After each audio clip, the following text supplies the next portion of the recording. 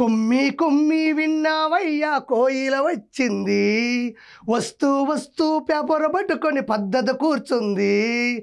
ఏమయ్యా సీనయ్యా సీటు సిరిగిందా, ఏమయ్యా పొనవేలు కేసే దొబ్బేసిందా. ఓకేలే, ఇవన్నీ పట్టించుకోవద్దు, ఏదో పాట పాడాలనిపించింది, నన్ను క్షమించండి. ఇక్కడ పరిస్థితి ఏంటంటే కొమ్మినేని శ్రీనివాసరావుని అరెస్ట్ చేసిన తర్వాత కలుగులో ఉండేటువంటి ఆర్కే రోజా బయటకు వచ్చింది. మంచిగా వెనక ఫ్లెక్సీ పెట్టుకుంది, ముందు మైక్ పెట్టుకుంది, ఈడ మైండ్ పెట్టుకుంది. అసలు ఏం మాట్లాడుతుందో ఒకసారి విందాం. ఇక్కడ ఆర్కే రోజా చెప్తా ఉంది, కొమ్మినేని శ్రీనివాసరావు గారిని చూస్తే చేతులెత్తి నమస్కరించాలి అనిపిస్తుందని చెప్తుంది. ఆవిడ చెప్పింది నిజమే. ఎందుకంటే ఉగ్రవాదాన్ని ఎలా తొక్కివేయాలి, ప్రజల సమస్యల మీద ఎలా పోరాటం చేయాలి, పేదరికాన్ని ఎలా జయించాలి, న్యాయవాదాన్ని ఎలా నిలబెట్టాలని ప్రతి క్షణం ఆయన సాక్షి డిబేట్ లో కూర్చొని మనస్సాక్షిగా వాదిస్తూ ఉంటాడు. కాబట్టి అతనికి రెండు చేతులెత్తి నమస్కరించాలి. ఏమైనా ఆర్కే రోజా, నీకు మైండ్ నుండి మాట్లాడుతూ ఉండవా? అమరావతి రాజధానిలో ఉండేటువంటి మహిళలని వేశ్యలుగా చిత్రీకరించినప్పుడు మురిసిపోయి నవ్వినటువంటి కొమ్మినేని శ్రీనివాసరావుని పట్టుకొని ఆయన చూస్తే చేతులెత్తి నమస్కరించాలనిపిస్తుందా?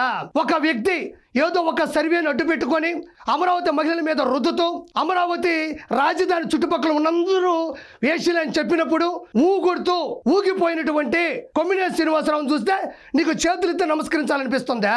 కొంచెమైనా మనకు సిగ్గుండక్కర్లా? నువ్వు అమరావతిలో ఉంటే తెలిసేది, అమరావతి చుట్టుపక్కల ఒక మహిళగా నువ్వు ఉంటే తెలిసేది, 33,000 ఎకరాల భూమిలో ఒక్క సెంటు భూమైనా నువ్వు ఇచ్చుంటే తెలిసేది. ఈ రోజు సాటి మహిళల్ని ఆ విధంగా హీనంగా చూస్తూ దుర్భాషలాడుతూ వ్యక్తిగత హరణం చేస్తూ క్యారెక్టర్ అసాసినేట్ చేస్తుంటే నీకు ఈ రోజు సంతోషంగా ఉందా? ఆ లైవ్ లో చూసిన వాళ్ళు, ఆ డిబేట్ చూసిన వాళ్ళు ప్రతి ఒక్కరూ కోపడుతున్నారు, ప్రతి ఒక్కరు ఊగిపోతా ఉన్నారు. మన కొంచెమైనా బుద్ధి ఉండాలి. 70 ఏళ్ల వయసులో ఆయన మీద ఎస్సీ ఎస్టీ తప్పుడు కేసు పెట్టి ఈ రోజు హైదరాబాద్ నుంచి ఎలా మీరు తీసుకొచ్చారో ఇక్కడ ఆర్కే రోజా చెప్తుంది. 70 ఏళ్ల వయసు, 50 సంవత్సరాల జర్నలిస్ట్ అనుభవం. అలాంటి వ్యక్తి మీద అక్రమంగా ఎస్సీ ఎస్టీ కేసులు పెట్టి తీసుకెళ్లారు అని చెప్తుంది. మరి ఆ రోజుల్లో 3 సార్లు ముఖ్యమంత్రి, 8 సార్లు ఎమ్మెల్యే, 7 పదుల వయసు, విలువలు విజనరీ లెజెండర్ అయిన నారా చంద్రబాబు నాయుడు గారిని అక్రమంగా, అన్యాయంగా, దౌర్జన్యంగా అరెస్ట్ చేసి జైల్లోకి తీసుకెళ్లి జైలు సిబ్బంది చేత ఇబ్బంది పెట్టించినప్పుడు నువ్వేం చేస్తున్నావు? ఒక్క ఎఫ్ఐఆర్ కూడా లేదు. ఆడవాళ్ల గురించి నీచంగా మాట్లాడితే దాన్ని సమర్థించిన కొమ్మినేని శ్రీనివాసరావుని అరెస్ట్ చేసి తీసుకెళ్తుంటే అంత ఫీల్ అయిపోతున్నావే. ఆ రోజుల్లో డాక్టర్ సుధాకర్ గారిని పిచ్చివాడిని చేసి మెంటల్ ఆసుపత్రిలో తోసి చంపేసినప్పుడు ఏం చేస్తున్నావు? దళిత డ్రైవర్ సుబ్రహ్మణ్యంని చంపి డోర్ డెలివరీ చేసి పంపిస్తే ఏం చేస్తున్నావు? అమర్నాథ్ గౌడ్ అనే చిన్న పిల్లోని పెట్రోల్ పోసి కాల్ చేసినప్పుడు ఏం చేస్తున్నావు? తోటా చంద్రయ్య గారిని మిట్ట మధ్యాహ్నం నడి రోడ్డు మీద కంఠం మీద కత్తి పెట్టి కోసేసినప్పుడు ఏం చేస్తున్నావు? అక్రమంగా సంపాదించిన మాగాళ్ళలో కూర్చొని మామిడికే ఊరగా పెట్టుకుంటున్నావా?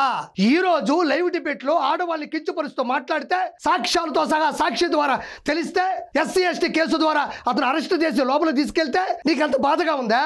మరి చంద్రబాబు నాయుడు గారిని అన్ని రోజులు లోపల పెట్టి అన్యాయంగా చిత్రహింసలు పెట్టినప్పుడు సీసీ కెమెరాలో జగన్మోహన్ రెడ్డి చూస్తూ ఆనందపడినప్పుడు ఆ రోజు ఏం చేస్తా ఉండవు నువ్వు? దాని గురించి కూడా మాట్లాడు. అన్నిచ్చే చిల్లర పైసల కోసమో, అక్రమ ఆస్తులు నిలబెట్టుకోవడం కోసమో, రానున్న రోజుల్లో పదవి రావడం కోసమో, మినిస్టర్ హోదా కోసమో ఏది పడితే అది మాట్లాడబాక. నువ్వు ఒక సాటి మహిళవే. ప్రజలందరూ కూడా గమనిస్తున్నారు. దీని గురించి మనం నిజంగా చాలా క్లియర్ కట్ గా మాట్లాడుకోవాల్సిన అవసరం ఉంది. క్లియర్ కట్ గా మాట్లాడుకోవాల్సిన అవసరం ఉందంట.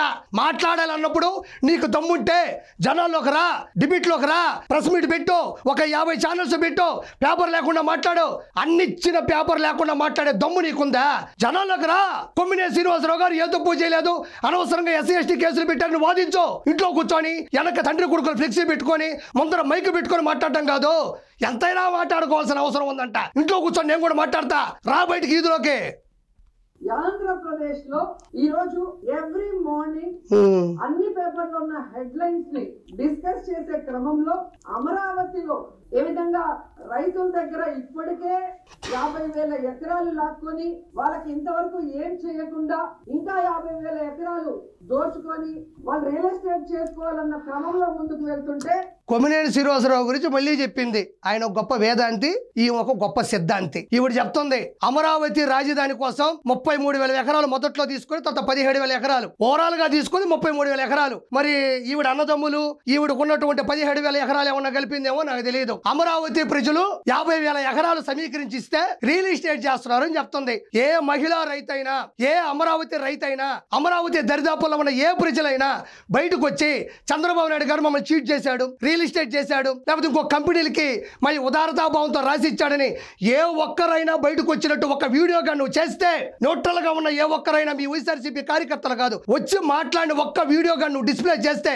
కిరాక్ కార్పొరేట్ అనేవాడు ఈ రోజు నుంచి నీ గురించి ఒక్క మాట కూడా మాట్లాడకుండా బయటకు వెళ్ళిపోతా. నేను ఒక్క మాట మాట్లాడకుండా, చాలా మంది కూడా ఫోన్ చేపిస్తున్నావు కదా వాడిని ఆపమను, వాడికి నాకేం వైరం ఉంది, నీకు నాకు వైరం ఏం లేదు. ప్రజాస్వామ్యంలో ప్రజల ఓట్ల చేత గెలిచినప్పుడు ప్రజల డబ్బులు ప్రజలకు ఇవ్వకుండా తినేస్తే కిరాక్ కార్పొరేట్ అంటాడు, మాట్లాడతాడు. నీకు దమ్ముందా ఆ వీడియో చూపించే దమ్ము? ఈవిడ ఇంకా మాట్లాడుతూ ఉన్నది. ఆ రోజుల్లో ప్రజలారా 2019 నుంచి 2024 మధ్యలో ఈవిడ అంటుంది వాళ్ళ నమ్మకాన్ని ఒమ్ము చేస్తూ అని. ఆ నమ్మకాన్ని ఒమ్ము చేయకుండా చంద్రబాబు నాయుడు గారు 33,000 ఎకరాలతో అమరావతి రాజధాని స్థాపించాలని అనుకున్నాడు. కత్తిపోటు బాబాయ్ గొట్టలు వేటంటూ దూసుకొని వచ్చాడు. ఏం చేశాడు?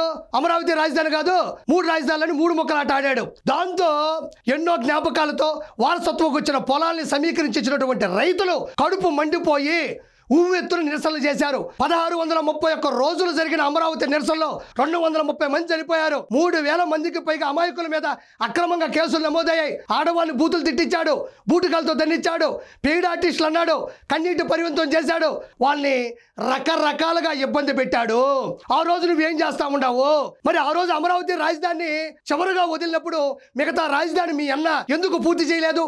33,000 ఎకరాలు రెడీగా ఉన్నాయి కదా, ఏమీ చేయలే. చంద్రబాబు నాయుడు గారి మీద అక్కసుతో ఎక్కడ చేస్తే ఆయనకు పేరు వస్తుందని ప్రజావేదికను కూల్చి 3 ముక్కలు ఆట ఆడినటువంటి ఘన చరిత్ర జగన్మోహన్ రెడ్డిది. కాబట్టి చంద్రబాబు నాయుడు గారు ఏమీ చేయలేదని మాత్రం ఇంకొకసారి మాట్లాడబాక. ఇక్కడ ఇంకొకటి ఏంటంటే ఆ డిస్కషన్ లో ఒక జర్నలిస్ట్ డిస్కషన్ కు వచ్చిన ఒక జర్నలిస్ట్ ఒక మాట ఏదో మాట్లాడారని, మాట ఏదో మాట్లాడాడంట.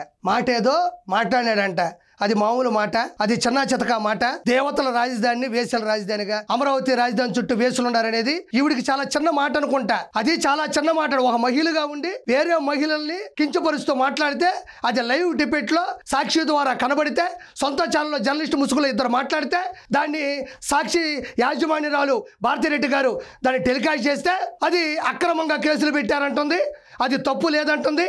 ఆయన ఏదో చిన్న మాట మాట్లాడినాడంట. ఇలాంటి వాళ్ళు మహిళలు. దాన్ని ఆ క్షణంలోనే కొమ్మినేని గారు ఖండించారు. కొమ్మినేని శ్రీనివాసరావు ఖండించలేదు. నువ్వు చూసావు, మళ్ళీ ఎందుకు యాక్టింగ్ చేస్తావు? ఆయనకి ఒక పేపర్ వచ్చింది, అదే చేశాడు. నీకు ఒక పేపర్ వచ్చింది, అదే చదువుతున్నావు అంతే. కృష్ణరాజు అనే ఒక నికృష్టుడు, ఒక జర్నలిస్టు నీచాతి నీచంగా మాట్లాడుతుంటే, నిజమేనండి నేను చూశాను, ద హిందూలో, ద టైమ్స్ ఆఫ్ ఇండియాలో నేను చూశానన్నాడు. నీకు అన్నీ తెలుసు కూడా దాన్ని వెనకేసుకొని రాబాకు. ఇప్పటికే 151లో 11 ఇచ్చాడు. దీని దెబ్బ ఈసారికి 0 వచ్చే అవకాశం ఉంది.